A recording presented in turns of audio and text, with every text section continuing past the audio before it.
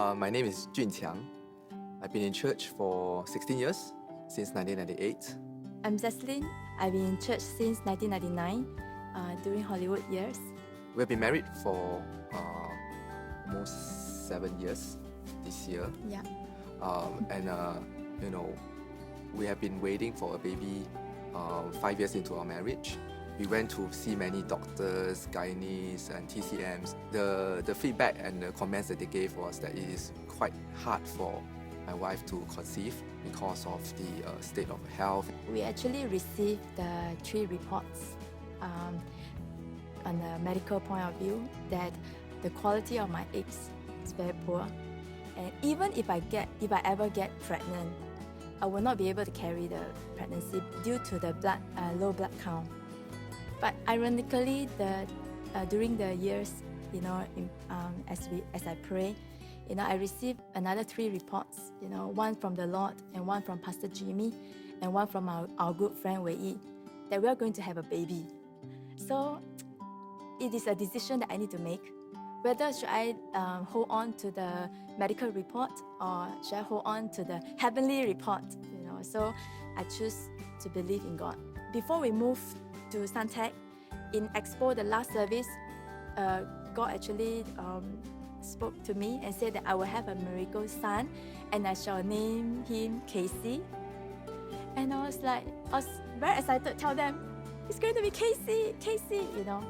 With the moment when I got pregnant in July 2012, that kind of excitement, only mothers can experience, only mothers understand me well.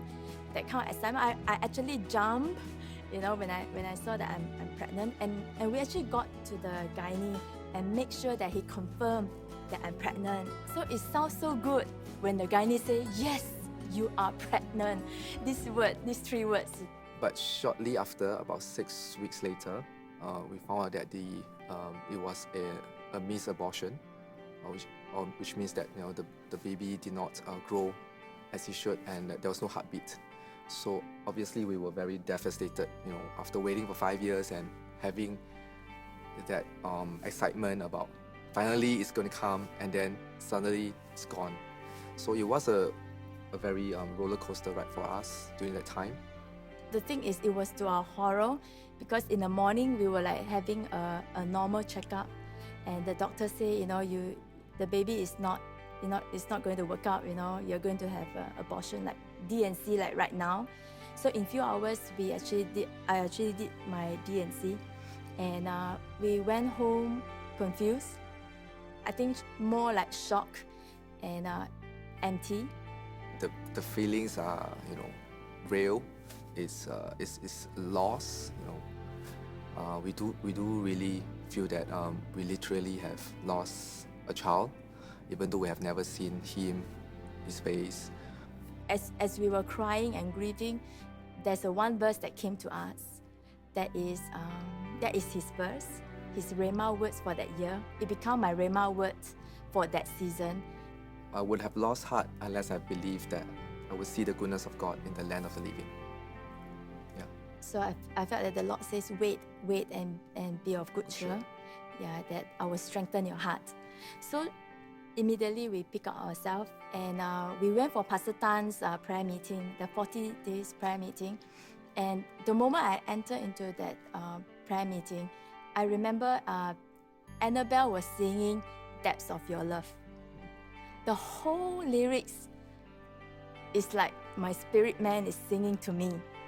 And that really touched me a lot, that no matter what happened, I will stand, I'll keep on believing. So we walked away from that prayer meeting, feeling like we are ready for a brand new start. We were very, very ministered. Yeah. And then we went for the church service, when Pastor actually preached on, speaking to your mountains and have faith and hold on to your confession of your hope without wavering, for he who promised is faithful. So I think that was the service that I was totally set free. That even if I don't have a baby, Lord, I will still continue to serve you. And God spoke to me and said that Casey really stand for Christ alone shall embrace you. So I told Pastor this, and Pastor said, wow, isn't it prophetic Oh, that Christ alone shall embrace you in this season? So I really thank God that throughout this, His word always encouraged me.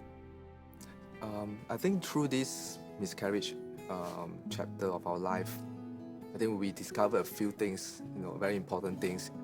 One is that it's so important to be rooted in the house of God, because you never know when bad things happen, when you really, really are going to be, down in your life. And I think one of the things that put us through was really good friends, was really, having leaders in the house of God to encourage us, to minister to us, and just having a spiritual family, to really surround us, to help us to go through this period of time. And the other thing I think is that we realize is also very important is that no matter what happens, keep on coming to the house of God, keep on coming to the presence of God. And I think that's where, we put ourselves in a place where God can pick us up once again. The Arise and Build in November was very special to us. That was the Arise and Build that we pledged the biggest sum to the house of God. When we give that pledge, I really give that because I love church. I want to build the house of God. But it was so amazing that when I was about to give my pledge card, I feel the Lord spoke to me audibly. He said that your baby is coming. I said, okay, that's nice, So I went off, and shortly I received an SMS from my pastor's wife, Joanne. She felt the Lord say to her as well that I'm going to have my baby. 2 days later, on my birthday, I discovered that I was pregnant. That was the best birthday gift ever that I received. Yeah. Isaac was born perfectly strong and healthy on 1st of August 2013. Throughout these 4 years, it is like a test for me that how much I really love this church. I remember when Son was having the first concert in Hong Kong, I was there, and I was participating on the stage, and I was thinking to myself, that time I was still very young, I was thinking to myself, why am I doing this, and why my son, doing the crossover and all that. Trust me, there's questions in my mind, but that night when Son began to share the testimony, and I see many hands raised up, my heart was pumping with excitement. I said, this is real, and you see the sight of people that coming down, streaming down to accept Christ, and I thought that was the best mission trip that I ever had.